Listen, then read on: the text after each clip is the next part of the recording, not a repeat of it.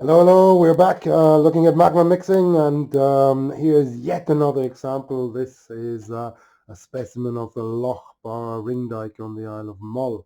Loch is Centre 3, one of the younger stages of the Mull igneous complex, and here we have another example of magma mixing.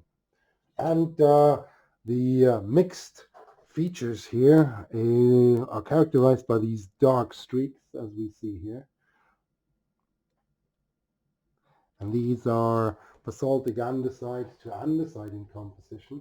And they are quite folded in places, as you can see here. And they're quite intricate, as we see down here. And they're in a rather crystal poor rhyolitic matrix. There's tiny quartz and feldspar in there.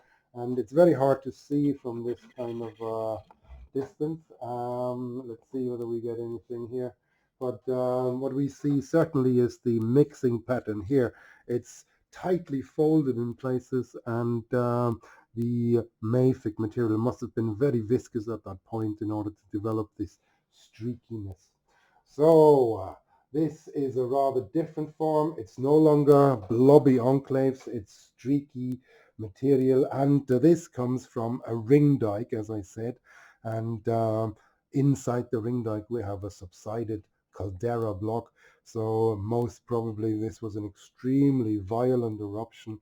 It certainly has eutaxitic textures, i.e. strung out thiamate type materials here with the dark streaks, and that would imply that this was likely an ignimbrite feeder and ignimbrite vent system that allowed a larger substantial ash flow eruption to occur, which would probably have devastated almost everything in the surrounding of the volcano at the time. So this was and yet another example of magma mixing, and I'm gonna turn the specimen a little to allow you some impressions of the rather intricate and, in my view, rather beautiful patterns. So here we are. And of course, the matrix is also littered with tiny little blobs or streaks of the same mafic material. The rather seminal paper by Sparks in 1988 is still largely valid, although in the paper the argument is made that the mafic and the felsic material belong to each other, i.e. they are a lineage, a fractional crystallization lineage. Well, if you were to look at the PhD thesis of Graham Nickel, you will find that the radiogenic isotopes between these two components are somewhat different, and therefore it is not the most sensible suggestion, in my view, to make them part of the same lineage.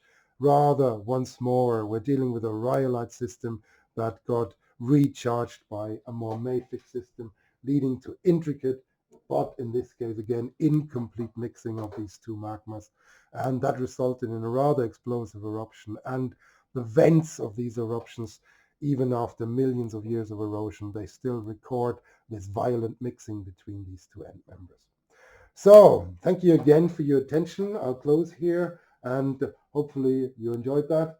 So I'll say goodbye and see you soon. Bye bye.